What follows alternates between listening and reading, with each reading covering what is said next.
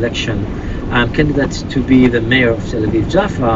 Now, you told me that I think you're the first Arabic candidate in 75 years. Is that right? Yeah, exactly. You cannot understand this, that 75 years there was not even one candidate, an Arab from Jaffa, although there are very good persons and very intelligent persons, Arabs that could do this job. And so what are your chances? well, I suppose my chances are very good, since I'm the only alternative for both generals in the IDF army. I'm not a general. My parents are both Jewish and Arab. My mom is Jewish, and my father is a Palestinian. I'm just preaching for love. I'm preaching for people that protect each other, Jews and Arabs, and giving hope.